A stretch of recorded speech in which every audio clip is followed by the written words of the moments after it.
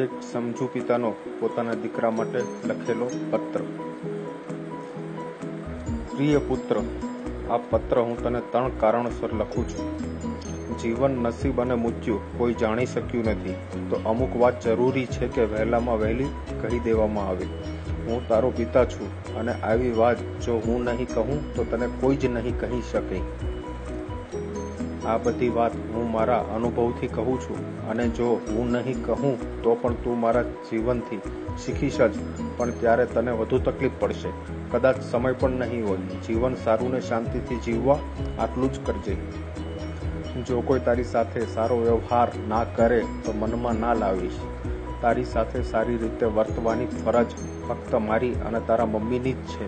બાકી દુનિયાનો કોઈ પણ વ્યક્તિ તને દુઃખ આપી શકે છે, તો એના માટે માનસિક રીતે હંમેશા તૈયાર રહેજે. કોઈ પણ તારી સાથે સારું વર્તન કરે તો એના આભાર વ્યક્ત કરવો અને હંમેશા સાવચેત રહેવું. આ દુનિયામાં મારી અને તારા મમ્મી સિવાય બધાનો સારો વ્યવહાર પાછળ કોઈ હેતુ અથવા સ્વાર્થ હોઈ શકે છે. ઉતાવળમાં કોઈને પણ મિત્ર માની લેવાની ભૂલ ના કરતો.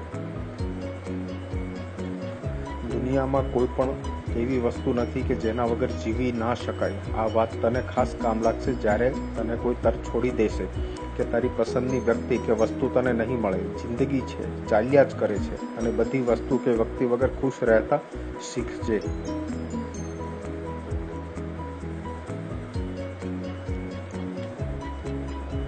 જિંદગી ટૂંકી છે.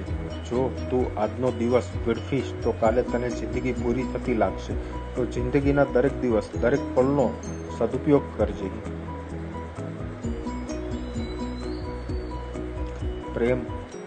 પ્રેમ બીજું કંઈ જ નથી પણ એક બદલાતી લાગણી જ છે, જે સમય સંજોગો સાથે બદલાતી રહે છે. તો તારો પ્રેમ તને છોડી જાય તો સંયમ રાખજે. સમય દરેક દર્દને ભૂલાવે જ છે. કોઈની સુંદરતા અથવા પ્રેમમાં જરૂર કરતાં વધુ ડૂબી ના જવું, તેમજ કોઈના દુઃખમાં પણ જરૂર કરતાં વધુ દુઃખી ના થવું. અભ્યાસમાં ઘણા નબળા માણસો પણ સફળ બન્યા છે, પણ એનો મતલબ એ નથી કે અભણ કે અભ્યાસમાં નબળો માણસ સફળ જ થાય. વિદ્યાથી વધુ કશું જ નથી. ભણવાના સમયે ધગશથી ભણજે. હું નથી ઈચ્છતો કે એવી નથી આશા રાખતો કે તું મને મારા વૃદ્ધ સમયમાં મદદ કરે અથવા હું પણ તને આખી જિંદગી સહારો આપી શકીશ કે નહીં. મારી ફરજ તને મોટો કરી સારું ભણતર આપી પૂરી થાય છે. એ પછી તું લિમોઝિન કે BMW ફરીશ કે પછી સરકારી બસમાં, એ તારી મહેનત અને આવડત ઉપર આધાર રાખે છે. તું તારું વચન હંમેશા પાળજે, પણ બીજા એમનું વચન પાળશે જ એવી આશા ન રાખતો. તું સારું કર પણ બીજા સારું કરશે જ એવી આશા પણ ન રાખવી. જો આ વાત તને સમજાઈ જશે તો તારા જીવનના મોટા ભાગના દુઃખ દૂર થઈ જશે. મેં ઘણી લોટરીની ટિકિટ ખરીદી છે, પણ એક પણ લાગી નથી. જીવનમાં એમ નસીબથી જ અમીર થવાતું નથી. એના માટે ખૂબ જ મહેનત કરવી પડે છે. તો મહેનતથી કોઈ દિવસ ભાગતો નહીં. જીવન ખૂબ જ ટૂંકું છે અને કાળનો ભરોસો નથી.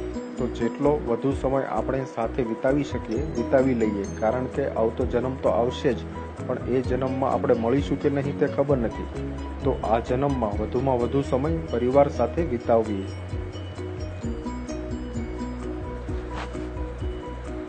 મિત્રો, આ વાક્યો તમને સોનેરી લાગ્યા હોય તો વધુમાં વધુ તમારા મિત્રો સાથે શેર જરૂર કરજો.